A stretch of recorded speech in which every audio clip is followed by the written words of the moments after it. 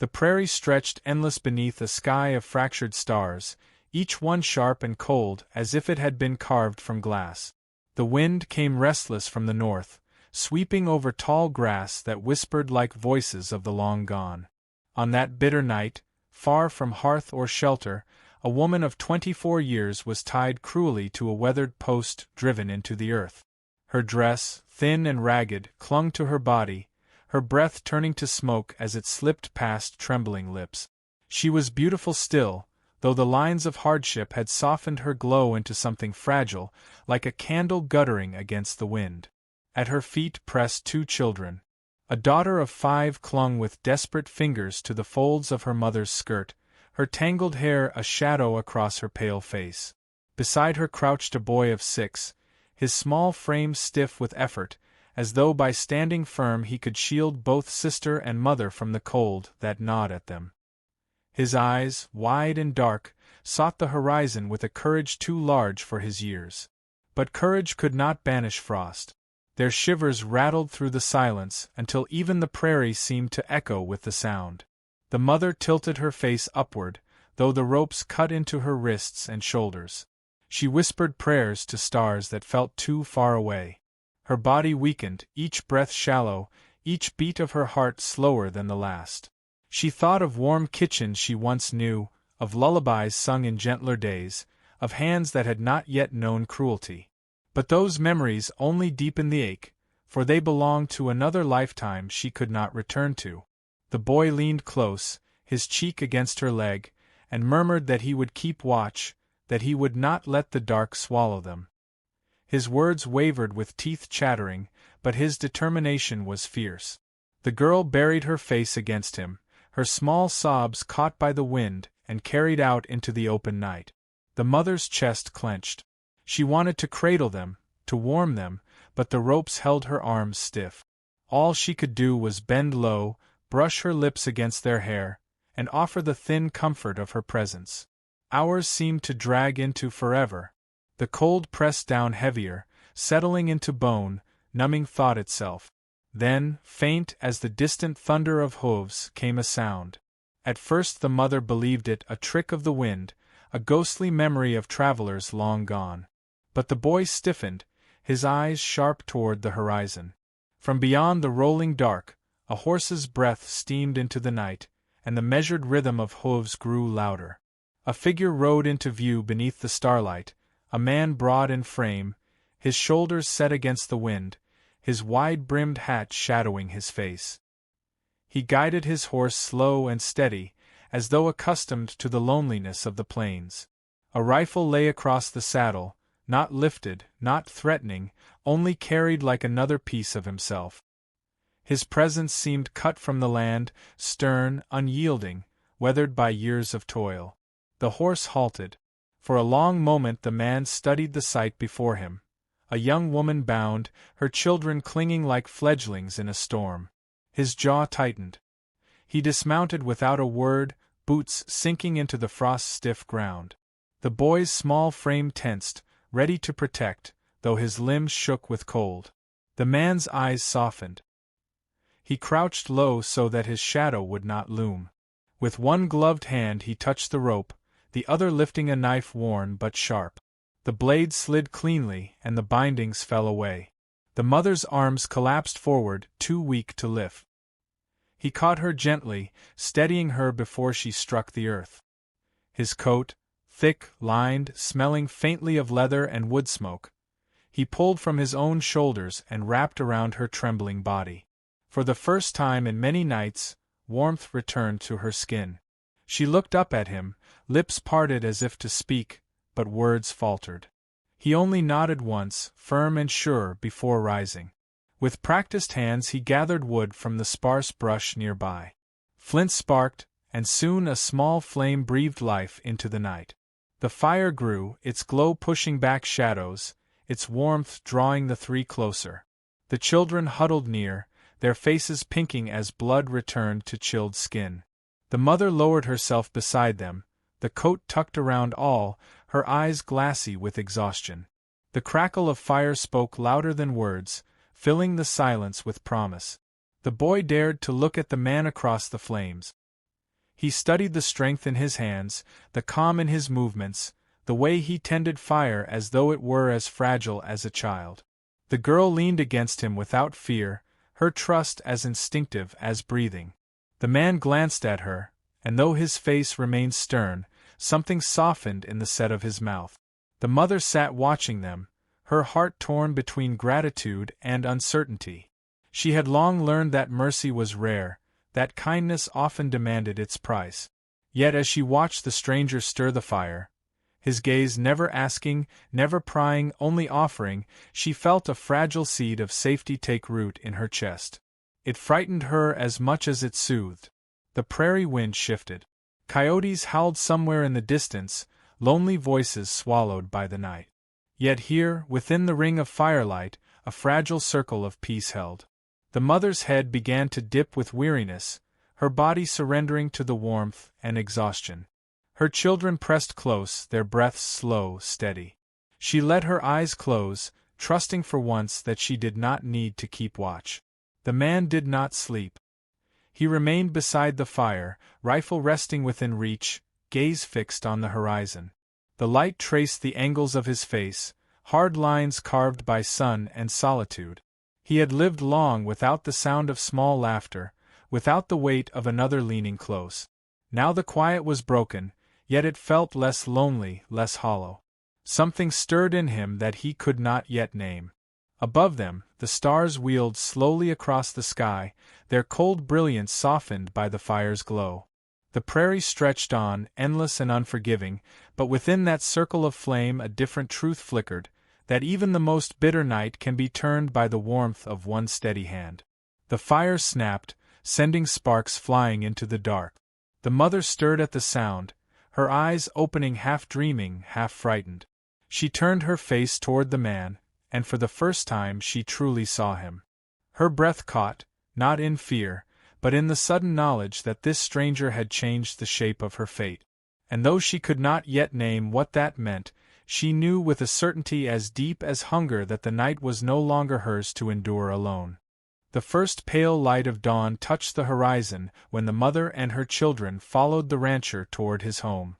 Frost shimmered on the tall grass, brittle and sharp underfoot, and the world seemed hushed as though it, too, waited to see what would unfold. His ranch stood at the edge of the prairie, not grand, not new, but solid, timbers weathered by years of wind and sun, smoke curling faintly from the chimney. To the children, it looked like a fortress. To the mother, it was both haven and reminder, a home that was not hers. Inside, warmth greeted them. The air carried the scent of coffee grounds and old wood, the hearth still glowing faintly with embers left from the night before. The rancher gestured toward the table, where bread lay wrapped in cloth. His words were few, his voice deep but gentle, as if unused to speaking often. The children ate eagerly, cheeks flushing with life returning, while their mother sat stiff, her fingers twisting fabric, her eyes darting between gratitude and unease. She had learned to mistrust gifts, for too often they came with invisible chains. The boy insisted on helping. He fetched water from the well, his small frame bent under the weight of the bucket. The rancher watched him, then silently took the handle with one large hand, easing the strain.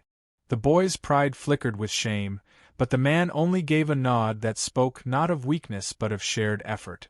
The girl wandered after him as he moved through the house, her tiny hand catching his sleeve whenever shadows unsettled her.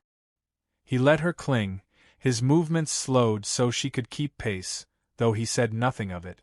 As days unfolded, the rhythm of the ranch wrapped itself around them. The boy learned the names of tools, how to carry kindling, how to whistle softly to calm a nervous horse. The mother watched from the doorway, torn between relief and sorrow, for every skill her son gathered pulled him deeper into this man's world, a world she feared they could never truly belong to.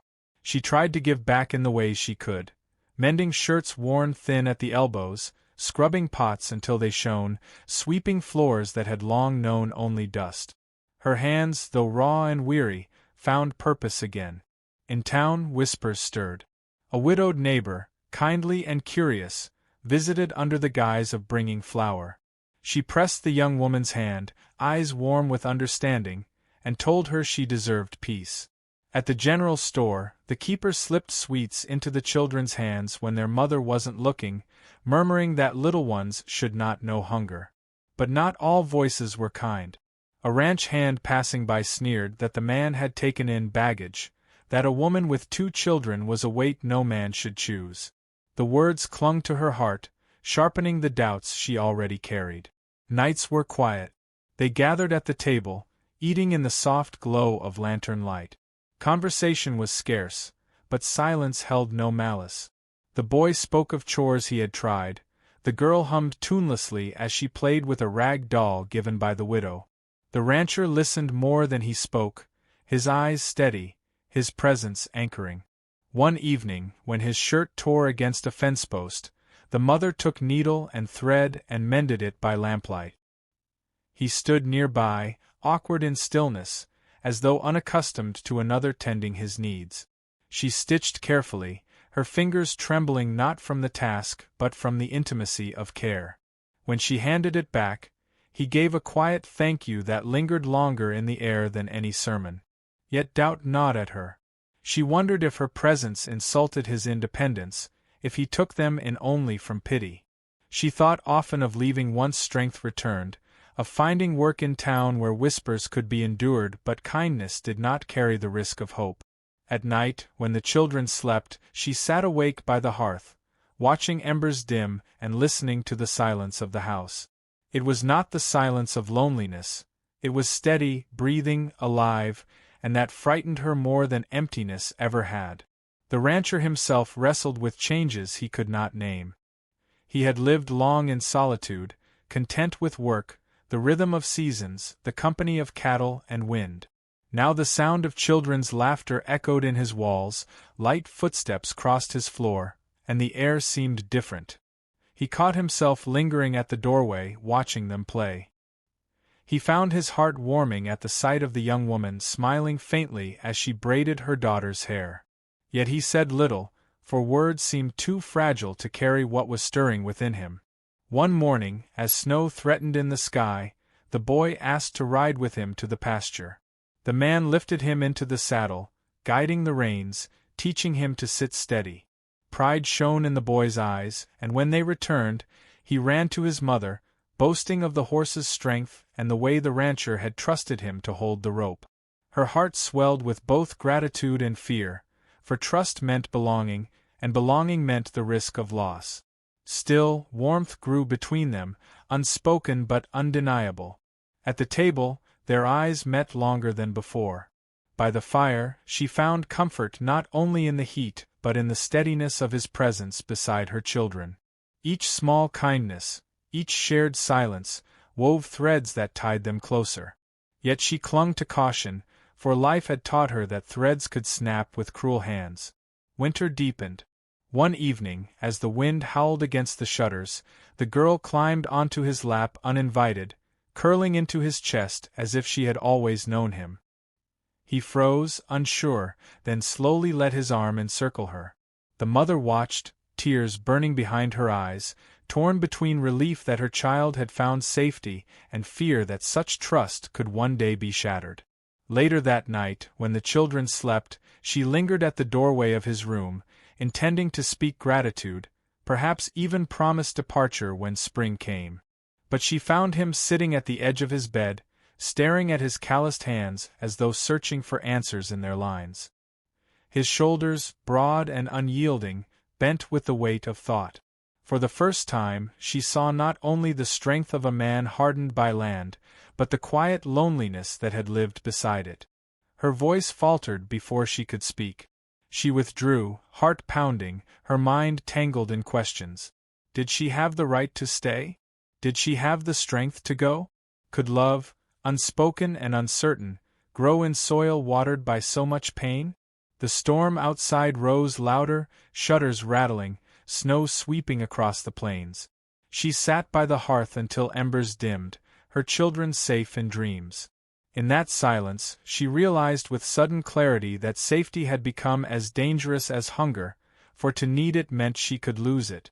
and when the door rattled under a gust that seemed heavier than mere wind, she felt a shadow of the past pressing close, reminding her that peace, once found, is always fragile. The storm came sudden, rolling across the plains like an army of shadows, the sky torn open by jagged veins of lightning. The wind howled against the shutters of the ranch house, shaking the timbers as snow and sleet lashed the earth. Inside, the fire struggled in the hearth, its glow trembling across the faces of the woman and her children. They pressed close, the girl curled against her mother's lap, the boy sitting stiff, pretending he was not afraid. The rancher stood near the door, his frame a dark silhouette, listening to something beyond the storm. The woman felt it too, that presence in the wind that was more than weather. Her body stiffened, her breath caught. She had prayed the past would lose its trail, that cruelty had scattered like dust. But some things follow. Some things return. The knock came, hard against the door, almost swallowed by thunder. The girl whimpered. The boy's small hand reached for the knife on the table, though his fingers trembled. The rancher's gaze flicked to the mother, saw the terror that hollowed her eyes, and in that moment he knew. The storm had carried her past to his threshold. He moved with steady purpose, lifting the rifle from its rest. He opened the door not wide but just enough to face the figures outside. 3 men stood in the storm, their faces shadowed beneath hats dripping with sleet, their eyes mean and narrow. Their words came coarse, demanding, claiming the woman belonged to them, that she had been bought and left to die, and that now she was theirs to take again. The wind whipped their voices into something feral. The rancher did not raise his voice. He only stood tall, his rifle firm in his hands, his frame filling the doorway. Behind him, the firelight spilled across the woman's face, pale with dread, her children clinging to her. The men saw it, saw her shaking, and smirked as though victory was certain. But the rancher's eyes held no fear, no wavering.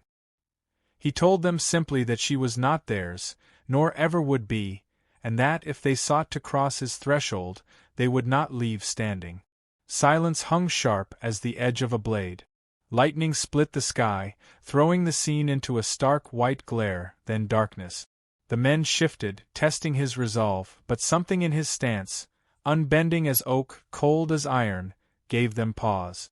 They cursed, spat into the snow, and swore the matter was not finished. Then, with the storm biting at their backs, they withdrew into the night, shadows swallowed by sleet. The door shut. The storm's roar filled the silence they left behind.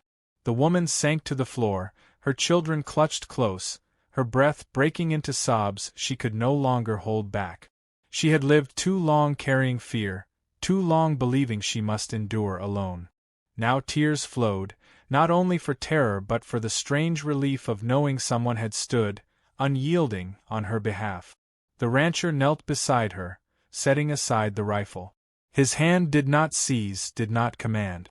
It simply reached, steady and warm, covering hers. She lifted her gaze to him, seeing not just a man of land and strength but a soul who saw her not as burden, not as shame, but as worthy of protection. Words tumbled from her, confessions of fear, of unworthiness, of nights spent believing she was nothing more than broken. Her voice cracked, her body shaking as though every wound carved by the world spilled at once. He listened without flinching, his silence not absence but presence. When her words faltered into sobs, he spoke softly, telling her that what was broken could still be whole, that a home was not given but built, and that she need not carry the burden alone. His hand tightened on hers, not to bind, but to steady. In the days that followed, the storm eased, though its memory lingered. The men did not return, whether cowed by his resolve or driven elsewhere by the winter's cruelty. The ranch house settled again into rhythm, but the air within had changed. No longer was it only shelter. It was becoming home. The boy stood taller, eager to learn the ways of the land. The girl laughed more freely, her trust no longer fragile but growing roots. And the mother, though still cautious, began to walk without fear pressing against her shoulders. Spring thawed the earth, and with it bloomed something new. One morning beneath a sky washed clean by rain, the rancher asked not with flourish but with quiet steadiness if she would stay, if she would stand beside him not as guest but as wife. Her answer came with tears, with trembling hands pressed to his, with children clutching at her skirts as if to anchor her to the choice she already carried in her heart. The wedding was simple. No church bells, no grand gathering, only the prairie stretched wide, a few neighbors gathered, the widow smiling as she placed wildflowers in the bride's hands. Vows were spoken not with grandeur but with sincerity, each word a promise rooted in soil richer than gold. The children stood between them, eyes shining with the joy of belonging at last. That evening, as sun melted into the horizon and painted the world in fire, the family stood together outside the ranch. The land stretched endless, no longer desolate but alive with possibility. The rancher's arm encircled his wife, her head resting against him, her children laughing nearby. The silence was no longer empty. It was full, brimming with the hum of a life renewed. Yet even in peace, memory lingers. The woman often looked west, where the sky burned red at dusk, and felt the echo of ropes against her wrists, the bite of frost in her lungs. But when she turned back, she saw not the past but the present, a fire in the hearth, laughter in the air, a man who met her eyes as though she had always been worth saving. The prairie was vast, its dangers never fully gone, but within the small circle of their lives, love had taken root. It was not the love of sudden passion, but of steady flame, the kind that endures, that warms through the coldest nights. The kind that begins with a coat laid gently over shaking shoulders, and grows into a vow that no storm, no shadow, no cruel hand can sever. On a night long after, when coyotes cried to the moon and the wind swept restless through the grass, she sat by the fire, her children asleep, her husband beside her. She whispered that she had once believed she was nothing more than broken, and he turned to her with eyes steady and sure, saying she had never been broken at all, only waiting to be seen. Her breath caught, her heart stilled, and in that moment she knew the truth she had feared to name, that what began as rescue had become devotion, and what began as survival had become love. And yet, as the fire crackled and shadows danced on the walls, a distant sound rode the wind, faint, uncertain, but enough to stir old fear. She leaned closer to him, her hand finding his, and though her heart trembled, she did not pull away. For she had found not only a home, but the strength to face whatever waited beyond the horizon.